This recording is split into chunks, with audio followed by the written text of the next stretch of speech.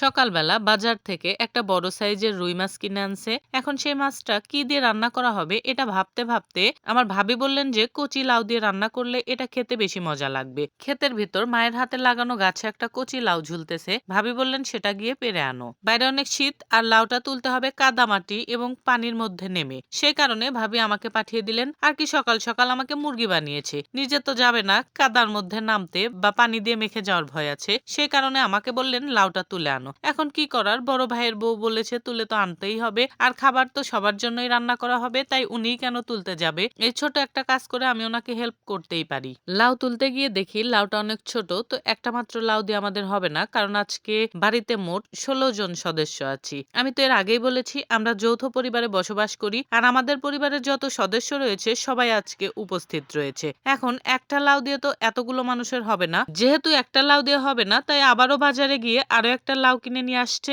লাউটা অনেক বড় আর একদম কচি, আর এর দামও মাত্র 30 টাকা। গ্রামে থাকার এটা হচ্ছে সুবিধা, খুব অল্প দামে টাটকা সবজি পাওয়া যায়। আর লাউ খায় না এমন মানুষের সংখ্যা খুবই কম। লাউ তো আমার পছন্দের একটা সবজি। লাউ দিয়ে বিভিন্ন ধরনের রান্নাই করা যায়, যেমন লাউ দিয়ে মাছ রান্না করা যায়, মাংস রান্না করা যায়, লাউ ভাজি করে খাওয়া যায়, লাউ ডাল দিয়ে রান্না করা যায়, আবার লাউ এর বিভিন্ন ধরনের সবজিও রান্না করা যায়। সব ধরনের সবজির মধ্যেও লাউ মেশানো যায়। লাউ কিন্তু সবজি খিচুড়িতেও ব্যবহার করা যায়। আর আরেকটা কথা হচ্ছে, এখন কিন্তু মানুষ লাউয়ের খোসাটাও ফেলে না। ভাবতেছেন এটা হয়তো আমি বাড়িয়ে বলতেছি, কিন্তু না, এটা আমি একদমই বাড়িয়ে বলতেছি না। অলরেডি আমার পেজে একটা লাউয়ের খোসা ভর্তার ভিডিও আপলোড করা রয়েছে, আপনারা চাইলে দেখে আসতেই পারেন। যাই হোক, আপাতত লাউয়ের বিজ্ঞাপন শেষ করে এখন লাউ রান্নায় মনোযোগ দেই এবং আপনাদের সঙ্গে রুই মাছ দিয়ে লাউ রান্নার রেসিপিটা শেয়ার করি। প্রথমেই লাউ দুইটার খোসা ছাড়িয়ে কেটে ধুয়ে পরিষ্কার করে নিয়ে ভাবি রান্নার কাছে চলে আসছে। ভাবি রান্নাটা করবেন মাটির চুলায়, আর যেসব মাটির চুলার দুই দিকে রান্না করা যায় সেই সব চুলাকে বলে